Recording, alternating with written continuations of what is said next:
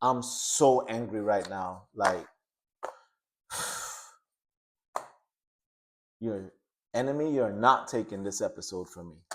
Let me tell you something. For the first time in my life, in 26 years, I've begun to understand and appreciate and able to sit in the emotion of anger and be good and enjoy it. Anger is such a great gift. And growing up in the households and from experiences that we have in life, we have given anger such a bad name. Oh, they need anger management. They have anger issues. You have to understand, like, anger is an emotion. Every emotion we have comes from our Creator who created us. And the enemy have used anger, just like other emotions, to cause sin.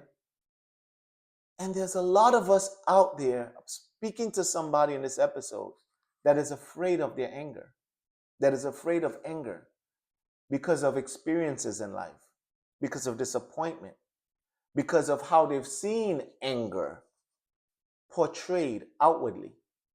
They may have seen a mother that expresses anger outwardly by yelling and putting down and throwing and violently. They may have seen a father beating on their spouse or their mother, or beating on their significant other as a child. And anger has become this thing from very young that formed even into adulthood. Even though scripture cleanly says in Ephesians 4:26, be angry and sin not. Oh, wait. Ephesians 4:26 says, be angry and sin not. Ephesians 4:26 says, be angry. I'm sitting in it. It's okay. I can be angry. Scripture tells me I can be angry.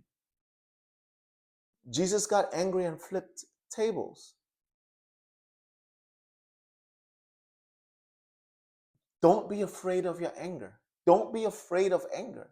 It's okay to be angry. I'm giving you permission in scripture to say it's okay to be angry. Don't turn this episode yet and run out and sin in your anger, because it says be angry and sin not.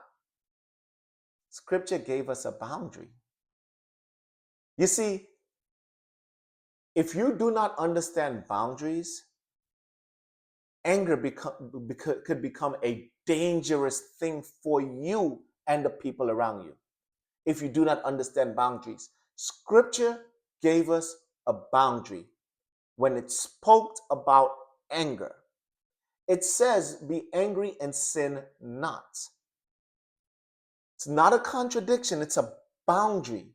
And I'm going to show you guys some things in this episode that's going to blow your mind away. I'm going to touch on something, we're going to touch on it later, but I'm going to give it to you right now. Because I touched on the different experiences, you got to understand, I come from a family of 7. All of us experience anger in a way that was outward. Not all of us suffer from the same condition of how we express our anger. Some of us, especially me, anger comes out. I'm cool. I'm even keel. I'm the cool guy, or the cool uncle. I could get along with anyone.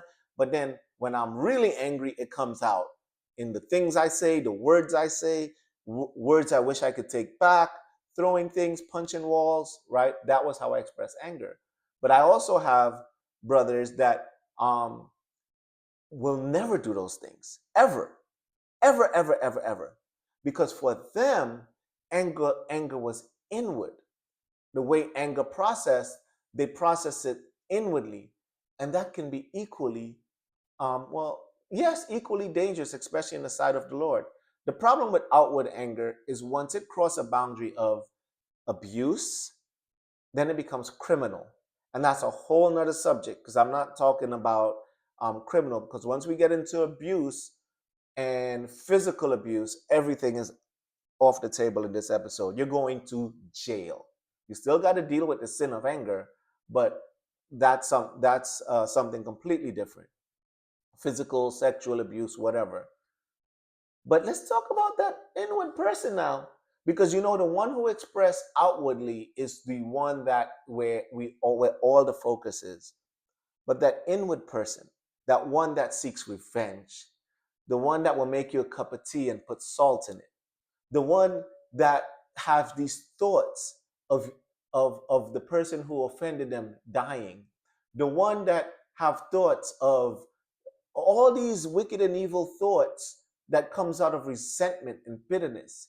They may never punch a wall. They may never do something outwardly to physically cause harm, or yell or scream, or say the most vile things, but they process and express their anger differently in a way that's conniving. Just thinking an evil thought about somebody or thinking about a person in a negative way gives them satisfaction and appeases them, and it's how they release their anger. It's still sin. Passive aggression.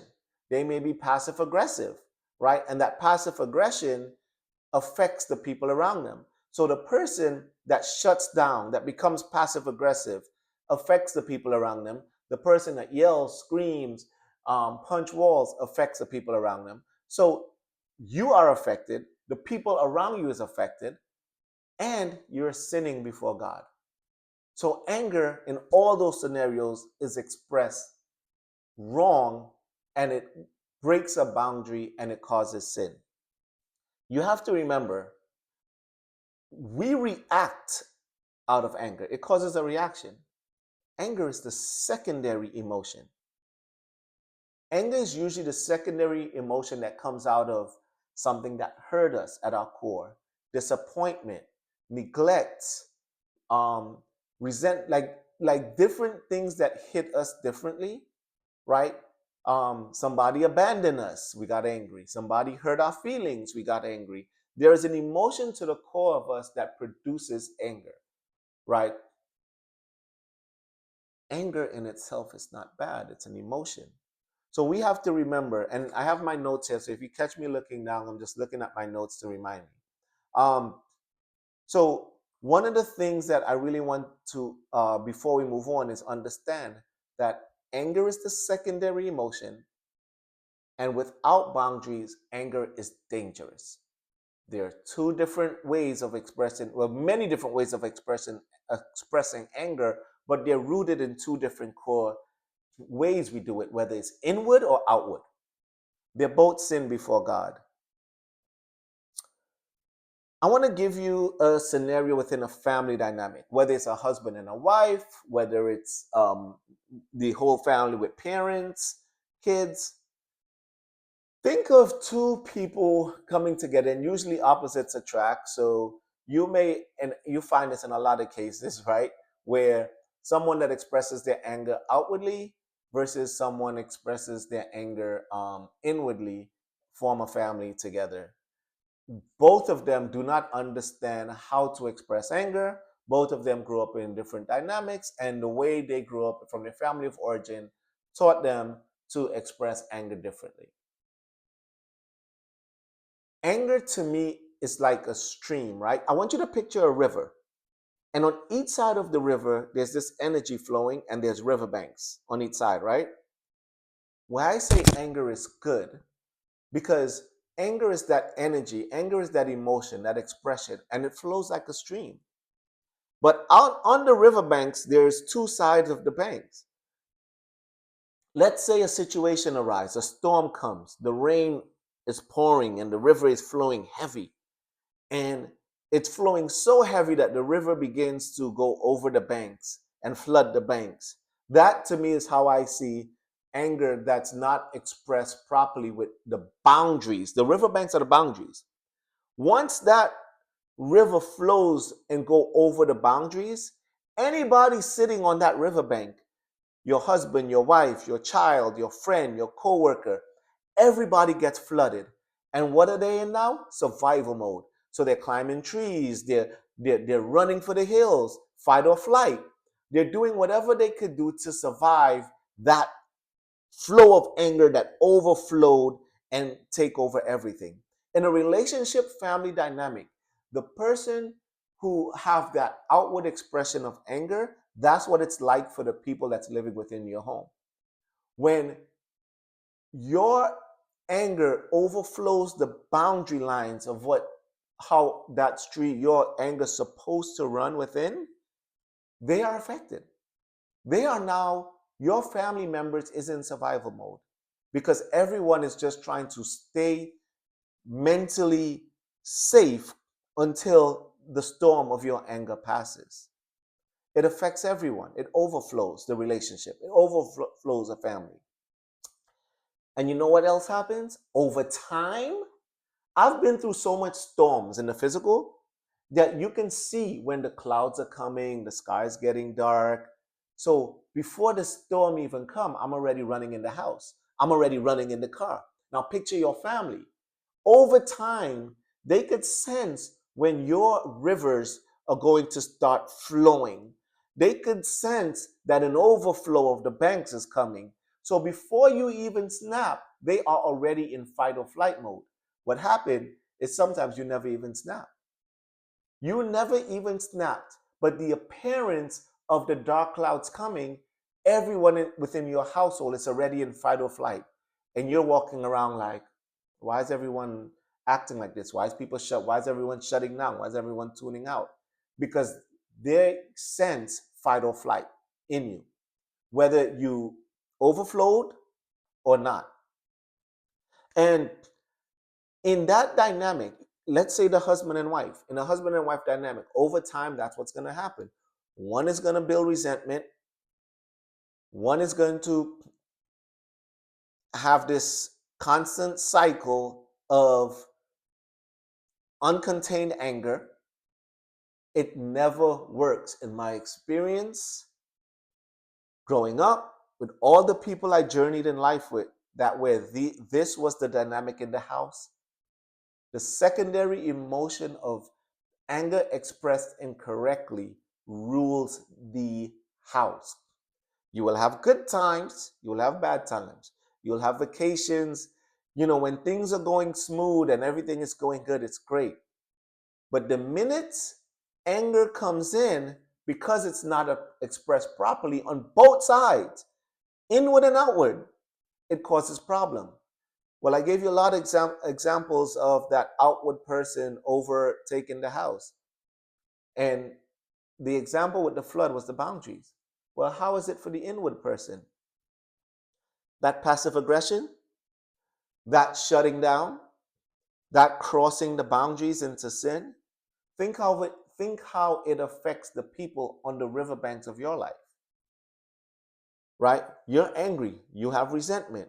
So now you're finding ways in passive aggression to make them pay for your anger, right? And it could be withholding stuff, withholding yourself.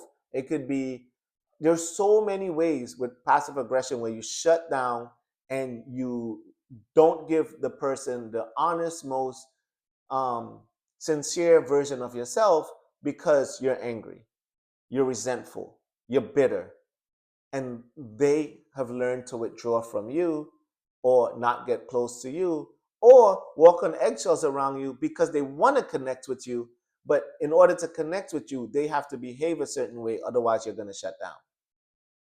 So the same thing, your river is flowing and they know that they don't want that river to overflow the bank. Otherwise, you're going to shut down and cut them off. So they have to stay in line. So same thing, fight or flight. Unhealthy expressions of anger not only affects yourself, it affects relationships and the people around you. They're broken patterns. And I want to give you guys not just the resolution, not just the healing, not just the heart, but I want to give you guys something that I understand, like with regards to awareness. Like, awareness helps us understand, but it took Did I started this by saying in 2026 I understand, um I understood anger. How it's been so long since I did therapy, probably over almost 2 years now. I had the awareness, but breaking patterns that existed in me and a mindset and a belief system that existed since the day I was born doesn't happen with the awareness. It doesn't happen overnight. It happens with practice. You're going to listen to this episode over and over again till you get the awareness down, and you're going to practice. I'm going to give you homework. And then you're going to keep practicing till you rewire and rewrite your brain and your nervous system in a way that's going to teach you to process anger healthy. Here's what I had to do in my journey with anger. When I felt anger, right? This is two phases. The second phase is going to blow your brain out, knock your socks off. The way I process anger is I name it. I say it out verbally. It doesn't have, not even, I'm not even talking to anyone. Like, let's say the anger comes from something my spouse did. She don't even have to hear me say it, but I name how I feel and I say it out verbally. I feel angry. I name it and I get curious about where the anger is coming from. So let's say it's a financial decision that made me upset.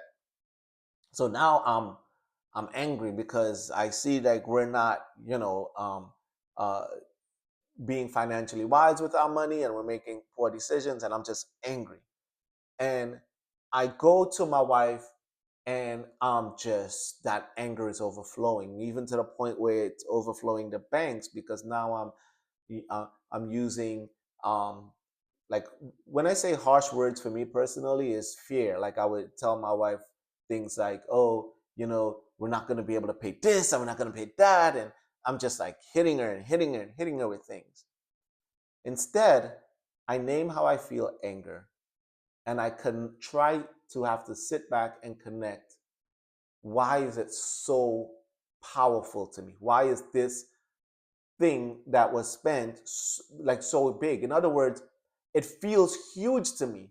You look at my wife and it was like, oh, my bad. I'll do better next time. But for me, it's a mountain. The root is because I grew up in, when I processed and I own the root of my feeling, it all came back to childhood. It all came back to the poverty we grew up in. The struggle, the hardship, everything that got me to never want to go back there again. So everything that happened in my childhood was being projected on my wife unfairly. Hear me now. So once I, this is where healing began. Once I start processing that and realize that I am projecting onto my wife unfairly a fear of mine. Anger is a secondary emotion. The first emotion was fear. The first emotion was fear. The secondary emotion was anger. Once I started processing to my wife where this is coming from, these feelings, no, not to my wife, that happened later, to myself, I then, right, had to do two things. This is where your healing lies, guys. Humility, vulnerability, and accountability. Humility and vulnerability is two different things, but I want to put it as one, right? And I'm going to show you why. Because it takes humility to be vulnerable. So, vulnerability and accountability. Here's where I'm going to hit you with this, guys. I had to go back to my wife, be humble and vulnerable, right? And tell her where this hurt was coming from, where this fear was coming from. And say, the truth is, I'm angry because I'm afraid. You hear me? I'm angry because I'm afraid. And the accountability part is huge. I'm sorry that I projected all of this fear on you. What happened in my childhood should not be what I produced in the present to you. You didn't deserve that. I apologize. Here's what happens with accountability, guys, why this is huge. Huge. My wife and I, we are conduits for each other's childhood healing in a responsible way. Meaning, my wife is not responsible for what happened to me in my past, in my childhood. But she is my wife. So she helps create an environment for me to heal with accountability. In other words, I can't use my vulnerability, I can't use my childhood as a weapon. So my wife says, "Oh, I understand, he has fear because of his childhood. So I have to walk on eggshells around it." No.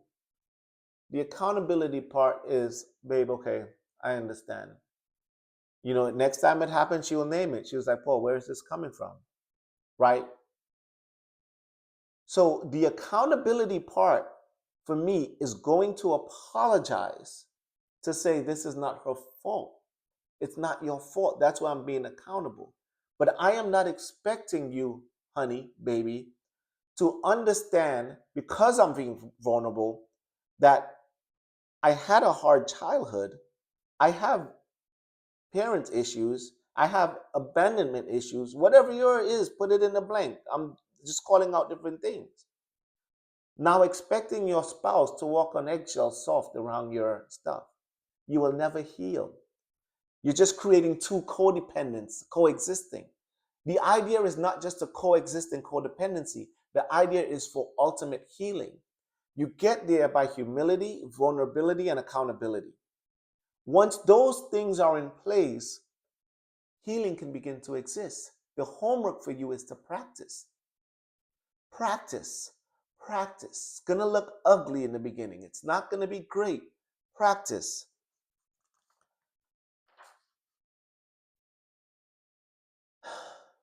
Anger isn't the enemy, guys. Unprocessed anger is. I made a chart to explain this episode. And I'm going to put this chart in, I'm going to figure out how to put it into the description so you guys could download it if you need it to help you remember and to replay this episode over and over. And I'm going to break down this whole episode like this. Anger is the secondary emotion, right? Anger is the secondary emotion. But to the core, to the pit of your stomach, from your experiences, from your childhood, your entire life, everything that exists in you, that root feeling is what produced that anger. Yes, something in your present triggered it. Yes, something in your present triggered it that may not come out of your childhood. It may just be something new. But here's the thing. Whatever that root feeling is, whether it's heartbreak, whether it's love, it produced something. And if it produced anger, how is it expressed? And this right here is the core of this entire episode. How is it expressed? This is the river, and these are the banks. These lines on the side, and outside are the people in our lives, family members. And you notice I put outward and inward, and there's a negative sign in front of it. Because anything that's expressed outside of the riverbank, outside of the boundary, is a negative experience for the people around you. The minute expressed anger goes outside the boundaries, it becomes a negative experience for the people around you in your life. And usually it's the people closest to you. Whether you're that outward person and you express anger outwardly, through throwing things or yelling or harsh words, or you're that inward person. You don't express it at all. You shut down. You're passive aggressive. You're revengeful. You're bitter, right? It affects the people around you, both cases. But inside the stream, the one I put first is huge for me, conversation. Huge. Because in conversation, I process. And I'm telling you, there's so many layers to this, guys, because I could want to express my anger in conversation, but my wife may be busy. She may not be ready. She may not even understand. And if I'm not careful, I might want to stay in the stream and end up out here resentful. I might want to stay in the stream and end up out here just, you know what, blowing up. Staying in the stream, like conversation is big for me. So guess what I have to do? Use your brain. She doesn't understand, or now is not the moment.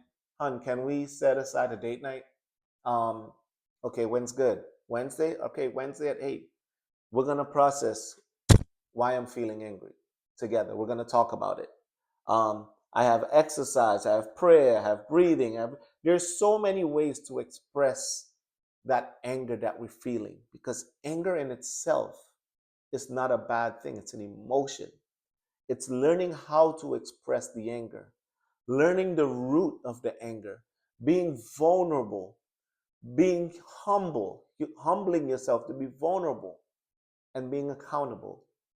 Once you start practicing those things within your home, once you start practicing those values, it gets better, it gets easier, to the point where won't be afraid of anger. To the person out there that's afraid of anger, because anger was demonstrated so violently that you've learned to internalize your anger. And whenever you try to express how you're angry to someone that expresses it violently or by yelling louder than you just shut down. Your brain turns off. You can't help it. Your nervous system, fight or flight, you flew. You flew the coop.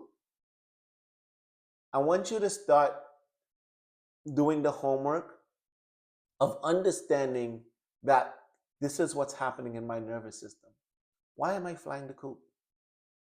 Where is this coming from? That frustration that person had, right, that was in the present, did it trigger something from my past? Sit in that, talk on it, and own it. The danger with two people in a relationship, whether it's husband and wife, brother and sister, where both do not know or understand how to express anger, the inward person will not be able to get any resolution from the outward person if the outward person isn't trying or isn't there yet. And that house is run by anger expressed poorly. Two people in a home that is playing house, two adults, but the way anger is processed, like children playing house. Neither one of them know how to express anger properly. But my wife and I tell you, we are here. I am here and I can be here sometimes. My wife is usually always here, right? In the past. But now together, we are here. We are here. Now, don't get it twisted. In our marriage throughout the years, it has never been any type of anger that was abusive or anything like that, but it still wasn't healthy. You see, this is not just for like where it comes to just narcissistic and abuse. This is to get healthy, to understand anger, to live in your anger and understand that anger is not a sin. It's a beautiful emotion. It propels change. It takes you from level to level. You could get angry at yourself and go get that degree. You could get angry at yourself and keep applying for a better job. You could get angry at yourself and become a better father. You could get angry at yourself and become a better husband. How about using anger to get angry at yourself to break the patterns that hurt people and hurt yourself? How about getting angry at yourself for your mistakes? Oh, I have grace for my mistakes. I do. But I'm also angry at what my mistakes cost me. A matter of fact, I'm so angry at what my mistakes cost me that I'm going to use that anger to try to repair some of those relationships. I'm going to use that anger to try to repair some of those things that anger cost me. Anger, the emotion itself, don't be afraid of it. It's not bad. Just learn to process it correctly. Ladies and gentlemen, I'm Paul Larry. This is another episode of the Paul Larry Podcast. Please go ahead and I'm going to find a way to put this so you can download it. I don't know. I'm saying that on this thing. I've never done that before, but it will help you. There's things in here like gardening and just healthy ways to process anger, but also understanding whatever is coming out of me, is it overflowing onto the riverbanks of someone else in a negative way? Start to think about outside of why you're here and think about the people that exist on the riverbanks of your life. And it will bring about change. I've seen it in my own life. I'm experiencing it, and it is beautiful to watch the change in the people around you and how they blossom, all because one person learned to process anger and expressed it properly. That's all I got for you today.